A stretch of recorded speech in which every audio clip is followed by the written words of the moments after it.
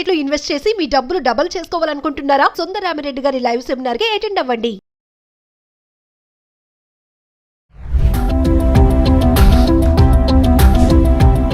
నమస్తే, welcome back to Suman TV. అమెరికాలో మరి H1B వీసా చెల్లింపుల ఫీజు విషయంలో చూసుకుంటే మొత్తం అంతా చాలా హడావుడైతే నెలకొందని చెప్పుకోవాలి. మరి అంతా ఆందోళనకరంగా మారిపోయింది. మరి టెక్కీస్ కానీ, ఇక్కడి నుంచి వెళ్ళి అక్కడ చదువుకోవాలనుకునే విద్యార్థులే కానీ, మరి వీళ్ళన్నిటి విషయంలో చూసుకుంటే అక్కడ అసలు ఏం జరుగుతుంది? మరి ట్రంప్ ఒక పెద్ద బాంబే పేల్చడానికి వచ్చా? అసలు అక్కడ ఉన్నటువంటి సిచ్యువేషన్ ఏంటి? అక్కడ ఉన్నటువంటి మన తెలుగు వాళ్ళ పరిస్థితి ఎలా ఉంది? మరి ఇవన్నీ సమాచారం అందించడానికి అమెరికాలో 24 ఇయర్స్ నుంచి ఉంటున్నటువంటి MNC ఎగ్జిక్యూటివ్ వీరభద్ర గారు మనతో పాటు ఉన్నారు. సార్తో మాట్లాడదాము. అక్కడ అసలు ప్రజెంట్ సిచ్యువేషన్ ఎలా ఉంది? మరి ట్రంప్ తీసుకున్న నిర్ణయాలతో ఇంపాక్ట్ ఎలా ఉంది? మన ఇండియన్స్ పైన ఎలాంటి ప్రభావం పడుతుంది? మరి అదే గనక ఇంప్లిమెంట్ జరిగితే, ఆ ఉత్తర్వులన్నీ కూడా ఇంప్లిమెంట్ జరిగితే అక్కడ అమెరికాలో సమస్యలు ఉంటాయా? మరి మనకి సమస్యలు ఉంటాయా?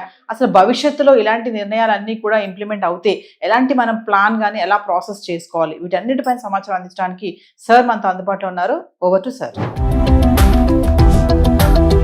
హలో నవీన్ గారు, నమస్కారం. మీకు సుమన్ టీవీ ప్రేక్షకులకి మళ్ళీ మనం ఒకసారి అమెరికా పరిస్థితి ఎట్లా ఉంది అనే విషయం మాట్లాడుకుందాం.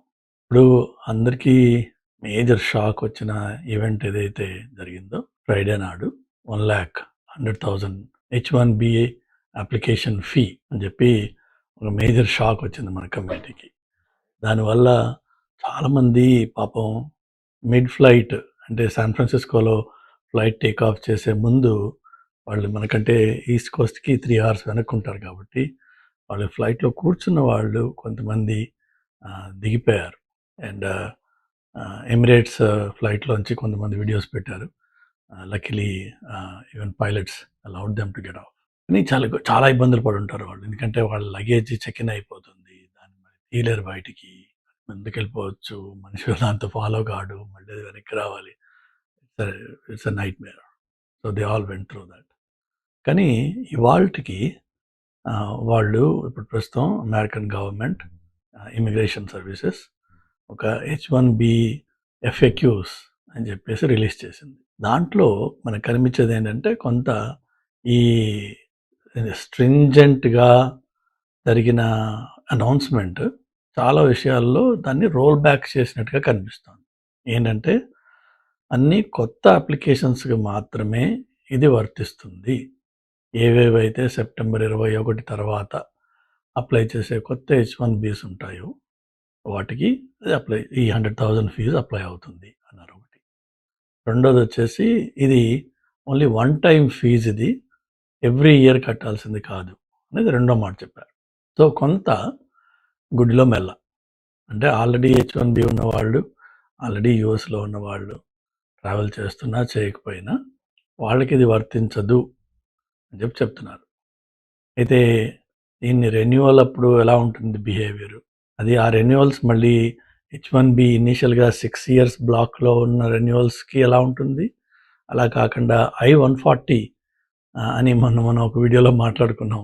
140K కాదు, I-140, there is a form. So green card processing చేసుకునేటప్పుడు ఇనీషియల్గా లేబర్ సర్టిఫికేషన్ అయిపోయాక నెక్స్ట్ I-140 అప్లై చేశాక 1 year పీరియడ్ దాటిన తర్వాత మీకు I-140 అప్రూవ్డ్ స్టేటస్ ఉన్నప్పుడు వాళ్ళకి H1B ఎవ్రీ ఇయరో ఎవ్రీ 2 years రెన్యూ చేస్తూ ఎక్స్టెండ్ చేస్తూ పోతారు. మరి వాళ్ళకి దీనివల్ల ఎఫెక్ట్ ఏంటి, ఇలా కొన్ని అన్ఆన్సర్డ్ క్వశ్చన్స్ ఉన్నాయి. అవి దే విల్ కమ్ అవుట్. దాని గురించి నేను లీగల్ ఎక్స్పర్ట్ని కాదు, నార్ ఇమిగ్రేషన్ ఎక్స్పర్ట్ని కాదు, కాబట్టి I won't comment on them into too much detail. But నా కాషన్ ఏంటంటే ఇప్పుడు మనకి ఒకటి క్లియర్గా కనిపిస్తుంది. లాస్ట్ వీడియోలో నేను చెప్పాను, we need to be really careful. ఒకటి జియో పొలిటికల్ డెవలప్మెంట్స్, అది టారిఫ్ వల్లనండి, వేరే డైనామిక్స్ వల్ల అవ్వనివ్వండి, ఇండియా మీద 50% టారిఫ్ ఏదైతే ఇంపోజ్ చేశారో దానివల్ల వచ్చే రిపుల్ ఎఫెక్ట్స్, ఇండియా దానికి ఈయన ఎక్స్పెక్ట్ చేసినట్టుగా ట్రంప్ ఎక్స్పెక్ట్ చేసిన లెవెల్లో మోదీ గవర్నమెంట్ రెస్పాండ్ చేయాల. So he's upset. ఆ అప్సెట్ మూడ్ని అడ్వాంటేజ్ తీసుకుని ఆయన పక్కన ఉండే characters they might try to take advantage of it. ఇది ఒకటి అలాంటి అడ్వాంటేజ్ తీసుకుని వచ్చేసి, కానీ ఇమ్మీడియట్గా ఫీడ్బ్యాక్ వచ్చి ఉంటుంది. సో కొంత రోల్ బ్యాక్ అయింది. కానీ దిస్ డేంజర్ ఎగ్జిస్ట్. ఇది ఓన్లీ టెంపరరీ లల్. ఇది మెల్లిగా స్క్రూ టైటన్ అవుతుంది, మెల్లిగా ఇవన్నీ వస్తాయి. ఎందుకంటే ఇది వాళ్ళ మైండ్లో ఉన్నది అన్న విషయం ఆల్రెడీ మనకి బాహాటంగా తెలిసిపోయింది. బ్యాక్లాష్ వచ్చింది, ఒకేసారి చేయడంతో వచ్చింది కాబట్టి కొంత టోన్ డౌన్ చేశారు. కానీ ఇంక్రిమెంటల్గా ఇందులో అనౌన్స్ చేసినవి ఇంతకంటే టఫ్ మెజర్స్ త్వరలో రాబోతున్నాయి.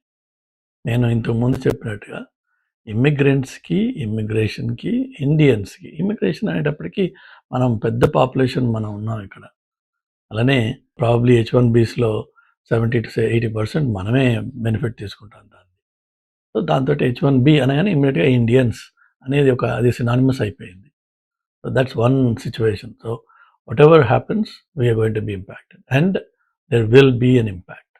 సో H1B మీద ఉన్న వాళ్ళు వాళ్ళ ఫైనాన్షియల్ ప్లానింగ్ కానీ, వాళ్ళ స్టే ఇన్ ద US కానీ, అలానే పాపం స్టూడెంట్స్ ఎవరైతే F1 ఎండ్ అయిపోయి జాబ్స్ కోసం అప్లై చేస్తూ లేక జాబ్స్ రాక ఉన్నారో వాళ్ళకు కూడా ఇది కష్టతరమైన టైమే. బికాజ్ ఏ ఎంప్లాయర్ అయినా సరే భయపడతారు ఇప్పుడు. ఏమవుతుందో, ఏ కొత్త రూల్ వస్తుందో, ఏం కట్టాల్సి వస్తుందో, లేదంటే హైర్ చేసిన వాడిని వెంటనే మళ్ళీ తీసేయాల్సి వస్తుందేమో. Nobody knows. This is a really really really tough time for all immigrants. Be very careful. అలానే ఇలా ఉంటుంది కాబట్టి, ఉండబోతోంది కాబట్టి మన ఫైనాన్సెస్ మనం ఎట్లా ప్లాన్ చేయాలి, మన ఇన్వెస్ట్మెంట్స్ మనం ఎలా ప్లాన్ చేయాలి, అవి చూసుకోవాలి. ఇప్పుడు ఈ టైంలోనూ వచ్చంటే గత రాబోయే 3 ఏళ్ళ వరకు 3.5 years ప్రాబబ్లీ ఏది కూడా long term commitments, major purchases, major investments అందులోకి వెళ్ళకుండా మీ డబ్బుని మీరు సేవ్ చేసుకుంటూ జాగ్రత్తగా ఉండడం అనేది చాలా ఇంపార్టెంట్. అదే మళ్ళీ ఇంకొక విషయం, మళ్ళీ ఇంకోసారి నేను రిపీట్ చేస్తున్నాను, లాస్ట్ వీడియోలో కూడా చెప్పాను. ఏంటంటే మన బిహేవియర్ని కూడా మనం కొంత చెక్ చేసుకోవాలి. ఈ రోడ్ల మీద లౌడ్గా లార్జ్ గ్రూప్స్, కాంగ్రిగేషన్స్ అవి తగ్గించుకోవడం మంచిది. రాబోయే ఈ పండుగ సీజన్లో ఆల్రెడీ దసరా మొదలైపోయింది, నవరాత్రులు. సో ఈ పండుగ సీజన్లో మన సెలబ్రేషన్స్, ఆ బోనాలని, ఇంకోటని these are all going to cause problems. Guys, please wake up. These are going to cause serious issues for all of us. ఇప్పుడు టెక్సస్లో Muslims they wanted to build their own city simply by Muslims. దానికోసం అని చెప్పేసి even though everybody here has the freedom to do whatever they want to do, Texas passed a law. The governor signed a law that said no, you can't do it. So వాళ్ళేమో బాహాటంగా మా town కట్టుకుంటాము అని ఒకటి పెట్టాడు. మనమేమో బాహాటంగా ఈ పండగలు, ఈ సెలబ్రేషన్స్ కొంచెం హంగు ఎక్కువ చేస్తున్నాం మనం. దానివల్ల తప్పకుండా ప్రాబ్లమ్స్ వస్తాయి.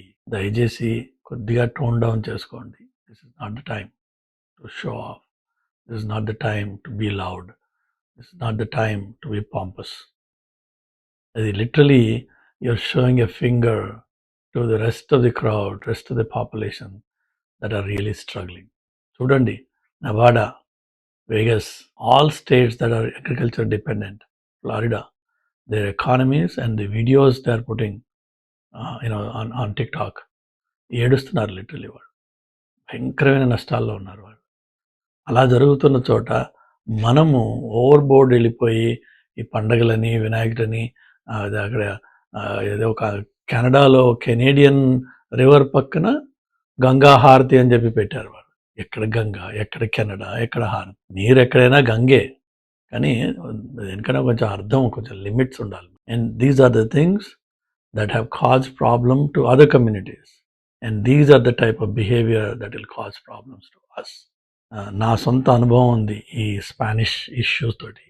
నేను ఒకసారి అయోవాలో ఒక మీటింగ్ అయిపోయాక తొందరగా ఏదైనా I wanted a quick bite before driving to the airport. So ఒక ఫాస్ట్ ఫుడ్ సెంటర్లోకి ఫాస్ట్ ఫుడ్ డ్రైవ్ త్రూ వెళ్తే నేను ఆర్డర్ చేయబోతే fellow on the other side told me, if you can't order in Spanish keep driving. నువ్వు స్పానిష్లో order చేయలేకపోతే నువ్వు వెళ్ళిపో ఇక్కడి నుంచి అని చెప్పాడు నాకు. వాడు అంత డామినేషన్ ఉండే ఆ స్టేట్లోంచి ఎప్పుడైతే ఇది గొడవ మొదలయ్యిందో ఇప్పుడు లేబర్ లేకుండా పోయింది. అంటే all of those guys have gone. వాళ్ళు ఇదే బిహేవియర్ చేశారు ఒకప్పుడు. ఇండియన్స్ లేకపోతే అమెరికన్ ఎకానమీ నడవదు అనే ఒక ఆరోగెన్స్ మనలో డెవలప్ అయింది. దయచేసి అది చెక్ చేసుకోండి. This is not good. And రాబోయే వాళ్ళు వచ్చే 4 ఏళ్ల పాటు ఇక్కడికి వచ్చే ఆలోచన మానేయండి. Think of alternates. Do better things in India. Do something remote. Use the AI wave to build a career, to do some innovation. But don't think of America as your destination. It's not a good time. Don't come here. And ఇక్కడ ఉన్న వాళ్ళు ఎవరైతే ఉన్నారో please be safe. Please be extra safe, extra cautious. Good luck to you. And let's hope ఈ last అనౌన్స్మెంట్లో వచ్చిన మిగిలిన measures మళ్ళీ రీఇంట్రడ్యూస్ కావు అని ప్రే చేద్దాం.